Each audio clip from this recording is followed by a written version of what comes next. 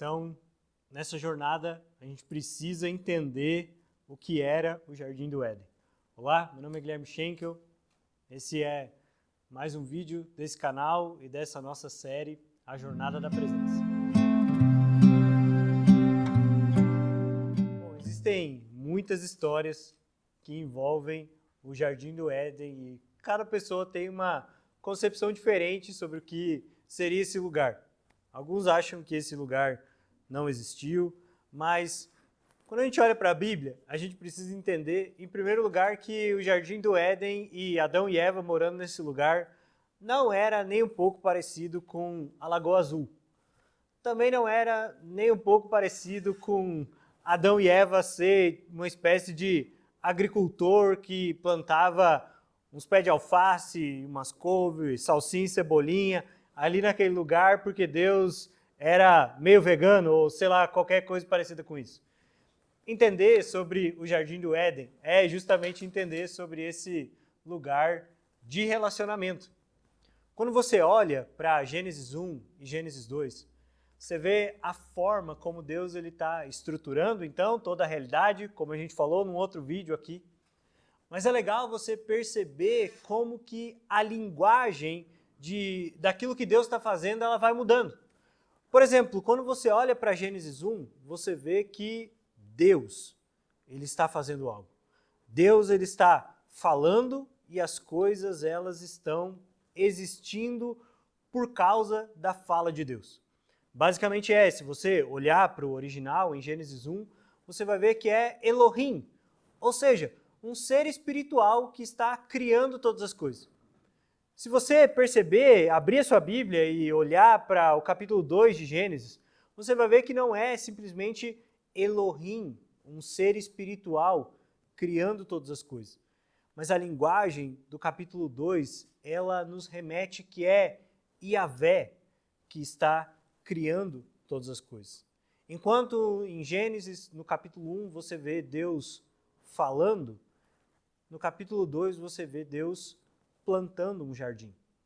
Enquanto no capítulo 1 as coisas são criadas a partir dessa realidade da fala de Deus, que pode parecer um pouco impessoal, em Gênesis no capítulo 2 você vê Deus pegando do barro e criando o homem.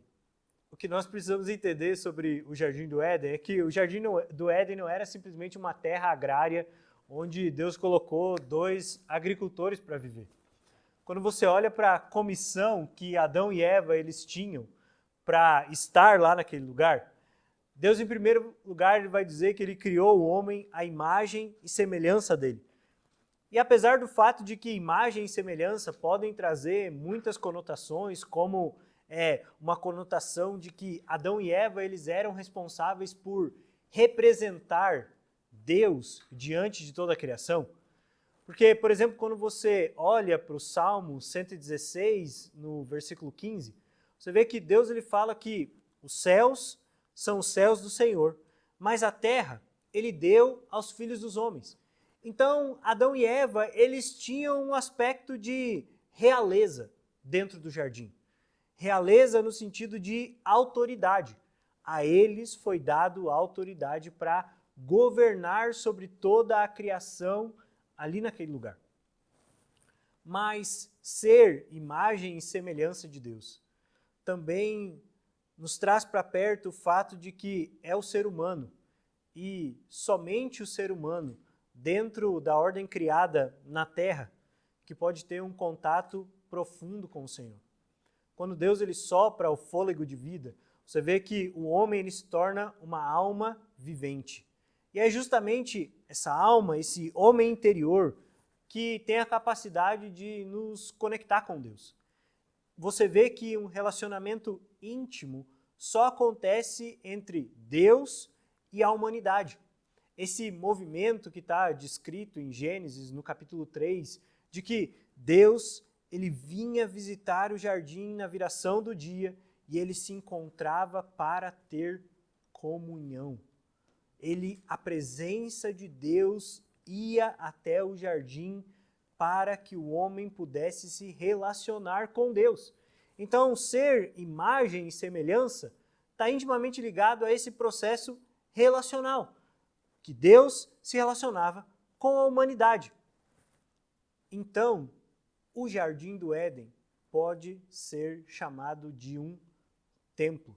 Como nós já falamos aqui nessa série, um templo, ele é definido por um lugar onde a divindade está. E é justamente no Jardim do Éden que você vê Deus se aproximando. Um templo não é definido pelas suas cadeiras, por um púlpito ou por alguns vitrais que podem ter na janela. Um templo é definido porque um templo é um lugar dedicado para Deus. E é nesse intuito que Deus ele planta o Jardim do Éden. Você percebe essa linguagem pessoal? Deus ele não fala e o Jardim do Éden foi criado. Plantar um jardim tem a ver com pensar naquilo que foi feito.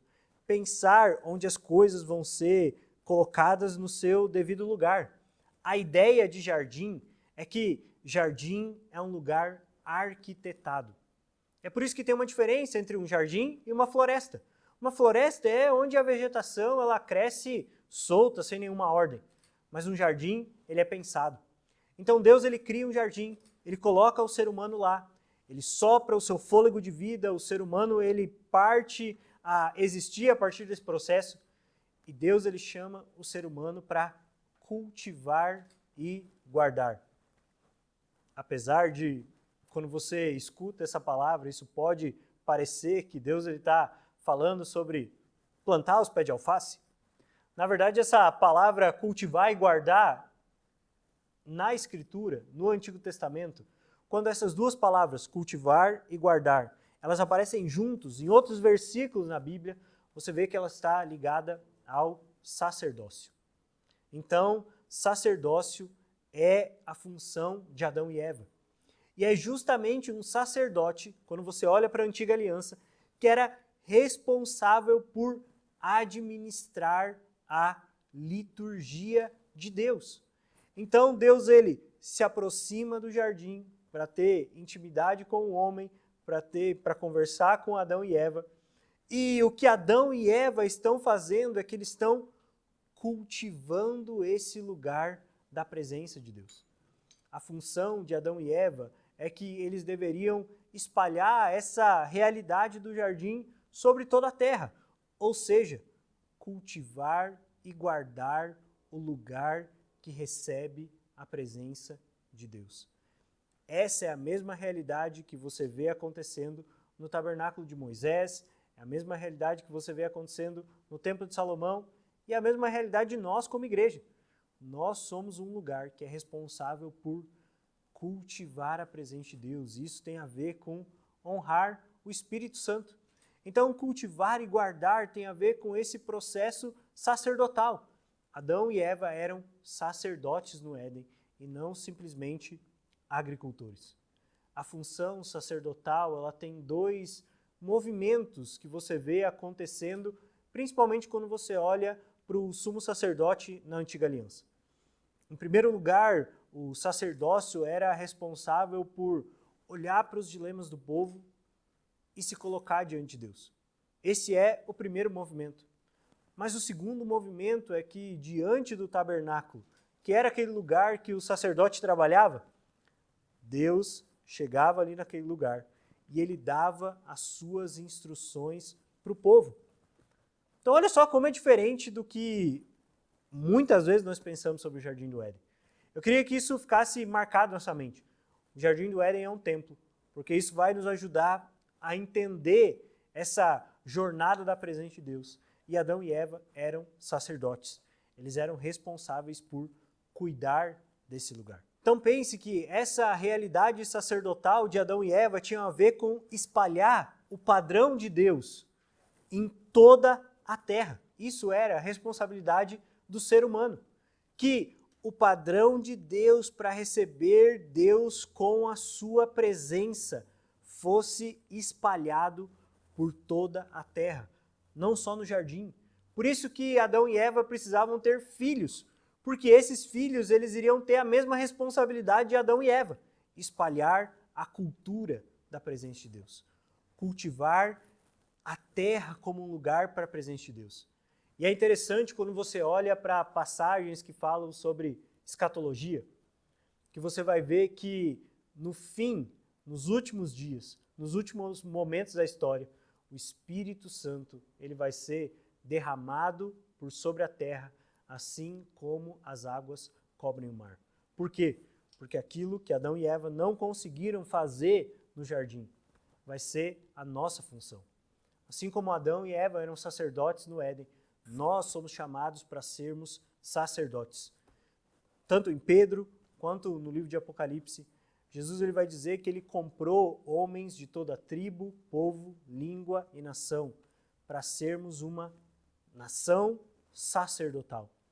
Isso significa que nós temos o chamado de cultivar a presença de Deus, de sermos pessoas que guardam a presença de Deus e que cultivam dentro de si e na vida da comunidade esse lugar para a presença de Deus. Bom, se você gostou desse vídeo e se você está gostando dessa série, eu queria te convidar a deixar um like, a se inscrever nesse canal e a compartilhar com pessoas que, da mesma forma que você, também amam a presença de Deus. Então é isso e vamos juntos nessa jornada.